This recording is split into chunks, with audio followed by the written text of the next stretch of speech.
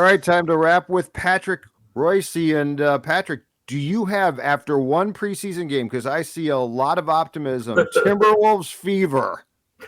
I only made it through about 4 minutes of Jim Pete and Benz's prediction of an NBA title.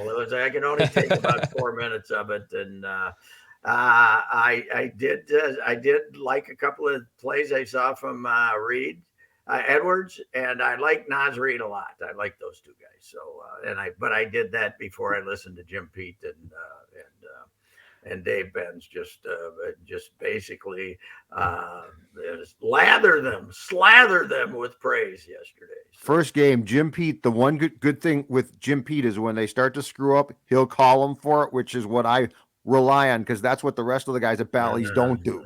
I would say Jim Pete has got to be really pushed down the end of the plank to get on him. No, that's Jim Pete's this is probably a tough year in a way for Jim Pete, because he was all in on the culture being created by Reusse and Reusse. Yeah, it's true. We spent a lot of time in the last 2 years talking about the improved culture once we got rid of evil old Tibbs, so who wouldn't tell Jim Pete anything, which made him a bad guy. It's I would think that Jim Pete's, which was strong influence in the organization a couple of years ago or a year ago, is pretty well lost now with the new guys. So I think he's back to being a commentator instead of a decision maker. He was on the search committee, of course, for Gerson. I don't think he's going to be on the search committee for Gerson's replacement. You don't think that they're going to come to him and say, Jim Pete, what do you think about this? But what we got to remember, excuse me if I'm wrong, but the NBA is tied into the 10-team playoff system, right? Yeah. Yes. They're going to have 7 play 10. So these guys are going to make the top 10, I think. Don't you? Okay. Don't you think they'll make they should? They should. Yeah. But it's the Wolves, so who knows? But there's this old deal of, well, they made the playoffs. Come on. 67%. We're up to 67%. Mm-hmm. That's preposterous. But are those, if you don't get out of that first round, it's 2 out of 3, right? 2 out of 3, the 7 versus 10. Is that what it is? The play-in? I think it's 2 out of 3. Or is the playing game? Are you considered a playoff team, or do you have to get through that round to be considered a playoff team? The National Hockey League put a bunch of teams in that bubble and said you're all playoff teams, which was yes, I'm sure you're always a playoff team. Yes, but they originally said you weren't, and then they changed their mind and said, okay, so now the Wild can claim to have made the playoffs that season, right? Hang that banner, Patrick. Hang that banner. I think there is. I think it should be better. I loved Ryan Saunders as a guy, but I think this guy's better. Chris Finch has been around the NBA in a more important role for longer, and probably has better offensive ideas. He seems to be a fairly straight shooter, and he's going to coach to try to win tonight's game, and I think he'll be an improvement. And I like Edwards a lot. It's hard not to like Edwards a lot. And hey, Cat's got this is Cat's annual. He's got a chip on his shoulder, so we got that going for us. And he's skinny now too. Was he dinged up last night? I don't think so. I heard it sounded like he kind of like dinged something up, and then he came back in. Okay. I only watched. I was at the X, Patrick, so I did not watch the game because I was watching my Wild take it to the Colorado Avalanche. I thought that game was in Colorado. That was here. That was here. Right downtown St. Paul. 3-0 final. Oh, by the way, Patrick, do not make your annual hockey trek. For months, they've got Marion closed off, and 94 down there is a complete mess. Yeah. And you take Kellogg, and you will be. So no. This is Reusse. He's like me. He likes comfort and ease. Well, it is a pain in the ass to get to that building. I have been known to leave really early and take the long scenic view route down. Summit. Okay, down Shepherd. Yeah. I've been known to do that, or Shepherd, or Summit, or some. Summit. You get to look at the leaves and Of course, the trouble now is that's like a half a lane because the bicyclists have taken over Summit, so that makes it a little harder.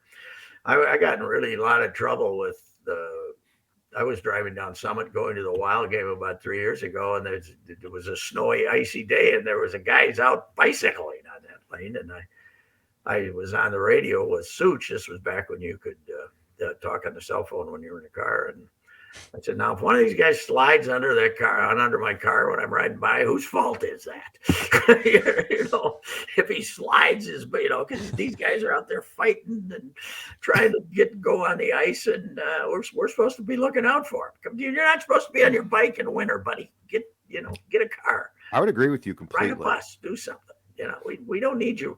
You can bicycle now. That's fine. Fall, spring. You got 9 months a year. We don't need you for 3 months when the streets are packed with snow and ice. So anyway, well, I think the Wild can have truly optimistic thoughts, and the Wolves can say we should make the top 10. that's the difference. It'll be very interesting to see if anybody goes to any Wild games. We're now out of the pandemic. I mean, the Wolves games. Yeah, it'll be very interesting to see if they draw any people. What do you think? I mean, is there? I think if they get off to a good start and Ant is playing well, they'll draw a little bit at least, because he'll get people there. He could be extremely popular in town here because he's got a big personality. He isn't defensive. He doesn't, he's not going to come out and say, I'm a martyr. I've been made into a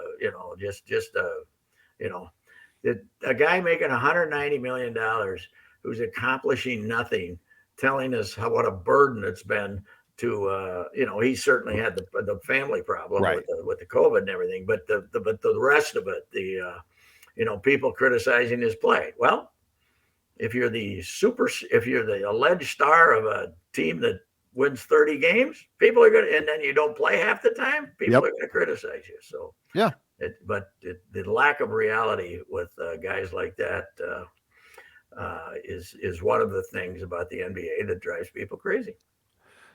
Okay, Patrick. The whole idea, I don't think there's a big difference between hockey and NBA.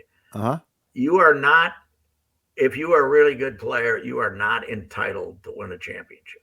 You do not deserve, to be put on an all-star team so you can win a championship. Right. And in the NBA, they just haven't done it. They haven't done enough to help Kyrie and James Harden, and Durant. They need one more. They got to get them one more piece. That's the big four now. Yeah, that's the philosophy of the NBA. Okay, your pick. More tired. Cat with the chip going into each year and the non-respect, I'll show you. Or Miguel at the end of each year promising us he's going to lose weight, keep it off, and be a different player come spring. I don't think he promised us too often, did he? Has he? We've talked about him. Phil found... We've tried to convince him, but I don't think... Phil found another Jim Souhan piece in which he said, I need to lose weight. No, we've been through this before. When was that? A couple of years ago? Yeah, like 3 or 4 years back. The one spring, the pandemic spring, 2020, he showed up, maybe 280, which is a hell of a lot better than 310. And he looked, we were all saying, to ourselves, hey, he looks pretty good. And then he went home and put on the pandemic 25 like the rest of us. That's what I was going to say. He's just like us. He was, this year, what'd you think? He was enormous when the season started. I thought he looked a little better at the end of the season, like maybe playing, because he played a lot. He was available to play for the most part.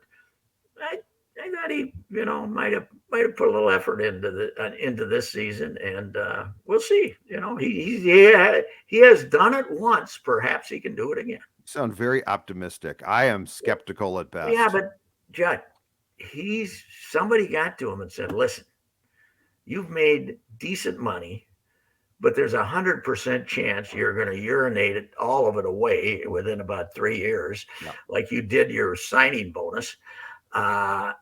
You got a contract coming up in 2 years, and it can either be 150 million or invitation to training camp. Mhm. You know, With the so Pirates. I mean, there's never been a better incentive for a player to do that because he's 27 or 8 years old. But whether he can stay away from the fellas and not go and party, and I go back to the spring training with him when he was going to become a right fielder, and the who was remind me who was the minor league guy doing it then? He's still over there. The Brad something. Brad Brad Style. Brad Style Yeah, you're was on MLB saying, "Well, he's down here with MLB TV. He's down here. He's down there every day working out on right field, getting instruction." And I was over there every day in the spring, and I saw him for 2 days getting outfield instruction from Oswaldo Arcia, and whose that. life was in danger out there. That was the only guy trying to teach him anything. And then he went to New York because he had to go to New York to see somebody, and they never saw him again until training camp opened. That's my favorite. Yeah, he's getting in great shape and he's playing a lot of outfield. He's And, out here and you playing called us right and you're like, I haven't seen him for 2 weeks. Yeah, he left. He went to New York and hung out because he had some pals up in New York, and he hung out up there with his pals in New York. But the comical sight was, okay, he needs a little outfield instruction, and there was how outfielders got to learn to take the crossover step, right? Yeah.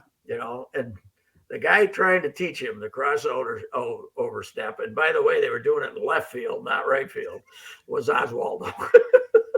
Who, by the way, last I saw was in the Mexican League. I love that guy, man. But is he still there? Yeah. Last I saw, he was in the Mexican League, but it looks like he doesn't stay. He leaves or goes home, and there's just a guy that he could never change as a hitter. He just swung from his arse and missed the ball.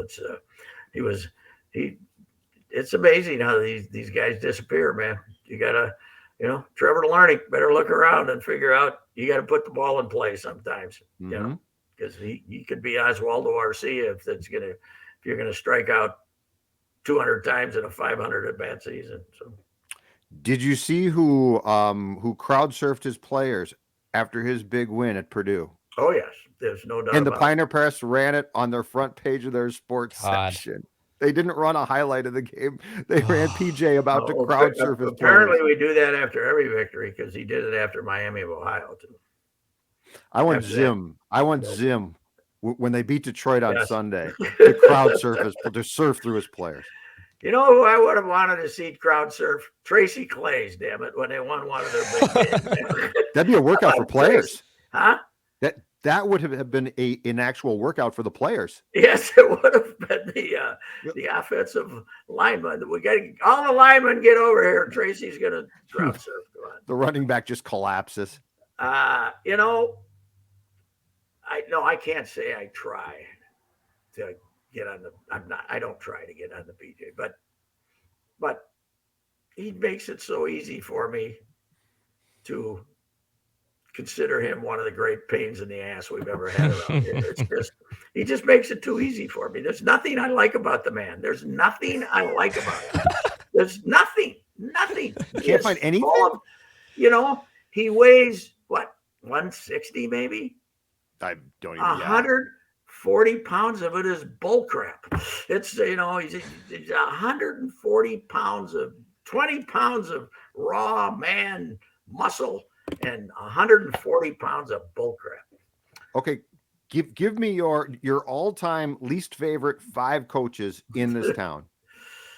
Well, now this guy, I don't put him in the same class as Brewster because I think he can organize a program and coach a little bit. He's not gonna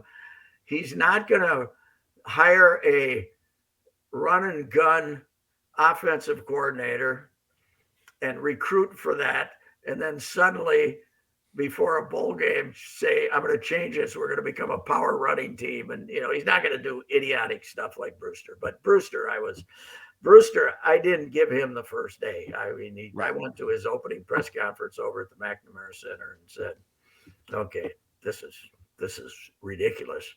This guy is 2. Who else? Who else? In retrospect, Ray Miller was my unfavored Twins manager, but in retrospect, he was just full of baloney. But he was another self promoter though. Ray was not nothing was ever his responsibility. Viking wise, I suppose Denny, but not Denny. I was not doing a hop, step, and a jump down the street with joy when Denny got gassed because there was columns to write all year long about Denny doing crazy stuff. And Denny gave you material. He gave you a lot of good material. And I think with the Timberwolves, I've never really had a unfavored. They're just all inept. I mean, they're all biting ineptitude. Flip was great, but they're all the basketball guys. I have an affinity for basketball guys. I was wondering. I wasn't a big Patino guy, but I wouldn't put him in my top 5 of disliking him. I'd have to think about that. I feel like on Patino, you really didn't like him at all until PJ came along, and it softened you towards Patino because PJ was so much more full of crap than Patino was. Well, but Patino, from what I understand from high school coaches and people like that, while he set himself up as a good guy with the fans and stuff. I mean, he seemed like a good guy. He big timed a lot of people as a 30-year-old. He was. Hey, I'm a Patino and I'm a coach of a Power 5 conference, and he was with nothing on his resume. He was big timing people, and that was not smart. And he paid the price for that by not getting Minnesota kids, even the second level Minnesota kids to come and play for him. Which is remarkable. He's still got he had some of these AAU coaches who basically lobbied their players not to go play for him. So, yeah. And those are the guys you got to be smooching up to, right? So absolutely. I don't know. To go back to the top of the segment, Patrick, the NBA playing games are 1-game playing games. Oh, really? So it's not a series. Wild cards, huh? Okay. It's a wild card. Yep, it's a 1-game play-in. I don't know. Can you really call yourself a playoff team? I don't know. Boy, you know what is if the Yankees and the Red Sox do big numbers, are they going to be kicking themselves in the arse for not making a 2 out of 3 like they did last year? Or I hope. Okay. I've signed on to the wild card. Okay. Oh wow, this is a big step. Let's not do 3. Let's not put 7 teams in the playoffs. If you do that, I'm done with you. It's because this, as I said yesterday or the other day. Well, yeah, yesterday when we were talking. If this was pretty damn good. Fight down to the finish to see if the Giants or the Yankees were gonna. I mean, the Dodgers or the Giants were gonna have to play in the wild card game. Yep. And great fight down to the finish among pretty good teams in the American League. But if you had all of them if Toronto and Seattle both knew they were in the playoffs going into the last week, what fun is it? What good is it? It's still coming, Pat. It's coming. Oh, I know it is. They want more playoff teams. This I'm afraid it is, but maybe they'll, when they come back from the lockout and get their ass kicked, if the owners get their ass kicked, they'll fire Manfred and we'll get somebody in there who likes baseball. You know what? You might not be wrong. At 85. What the hell? You might not be wrong. I think once we're done with this, Rob will have served his purpose. Yes. Because it's not baseball. No, God. I think it's to orchestrate a lockout. I think that's why he's here. Yeah, well, I think he's afraid to show up in public now too, isn't he? Has he? You ever seen him at a game? No, and he doesn't give a damn. I'll tell you that right. I mean, he does not care. He really doesn't care. He wants to. I think he's there to try and break a union that's been the most powerful in sports for a long time, as much as he possibly can. Most underrated commissioner in big time sports, Gary Bettman. He went through the lockout, but he got Vegas and he got Seattle. And meanwhile, the NBA, with all their geniuses, has got Oklahoma City and Memphis. I always said that too. You went from Vancouver, British Columbia, which I'm sure had faults, but is beautiful, absolutely, to Memphis, Tennessee. And you went from Seattle, which is great, Yes. to OKC because the Pelicans had played there during the Katrina thing, and you decided that you should be in OKC. And here's the other thing. They got the Zero. Supersonics, the leftover Supersonics fan base. Well, they're my age now, right? They're 7. This Seattle wants to be the trendiest town in America. It's drives me nuts. I can't stand that town. Traffic but Whatever they are moved going to adopt this hockey team. And if the NBA tries to come back, they're not getting $2 million from Seattle. Nobody wants. They're going to be the second level. You just okay. If you're right, that means that they become potentially leverage for Mark Lowry. Yeah, well, they're going to try to put an NBA expansion team in there. I get that, but I'm saying they're not going to get $2 billion. Well, Mark then Lowry is not moving the Timberwolves out of here. He's moving them in 8 years to his city in the desert. That's where he's moving them. Why does it have to be the city he's building in the desert? Why can't it be Pluto or Mars? Like we don't know. I don't know. I'm just anxiously awaiting for his 3. What do we call them? The 3 staples of the organization. Oh yeah, the 3 things to live by, principles or whatever. Yeah, but I love the fact that we have 3 of them, yeah, but we haven't decided what they are yet. How about winning? It's 3 words, Patrick. Build new arena. Those are the 3 words. Yeah, it didn't. They went from a hint to a. It will be interesting when they show up and they're sitting in the front row and there's. The Knicks come to town and there's 11,143 people in there. Correct. Well, how long is it going to take for them to find out how severely the Timberwolves are the number 4 thing in town? I mean what is there? They're going to find out very quickly. Yeah, I was going to say they're going to find out very quickly. There's no added appetite for building them a new stadium. They're going to find that out in a hurry. And that's where the threats will then kick in at some point in time. But they got to wait at least 2 years because they don't own the team for 2 years. So, yep. Last thing, who wins the baseball game tonight? And more importantly, time of game, Yankees, Red Sox. If it only goes 9. Yep. Yeah, let's say 9. 4:13. I'm going 4:35. And I'm writing these down. And the Yankees, I'm afraid. And the Yankees, I got them, but it's over 4. It's over 4. Dex, time of game tonight. I'll go 3:55. I'll put right under the under of 4. Right under the under of 4. Well, you got to realize that not only are we playing the 2 slowest moving teams in baseball, it's a playoff game. Yeah, but I think they throw us at least another minute between innings. Yeah. Don't they? I think the advertising's up. Oh, God help us. That's one thing. God help you gotta, you know what? This is really good. The wild card matchups are really good, but it's a test of your. Yes. It's a test of a man. I have loved baseball since Willie Mays made the catch in 1954, and I was a little kid. But it's never been harder. It's never been harder. Just because I'm old, I get tired. I can't stay up till midnight, to watch. It's not a you thing. Game that started at 7:00. Yes, exactly. All right, Next year, though, Twins. Yep. One good thing they've already done all season long: 6:40 weekly night games. I love it. I love that. Absolutely. Remember, folks, when they came in 1961 for about the first 5 or 6 years, they started the game at 8:05, and you still got home for the news. That is remarkable. Yes, 8:05. Remarkable. All right, we'll see you later. Yes, see you.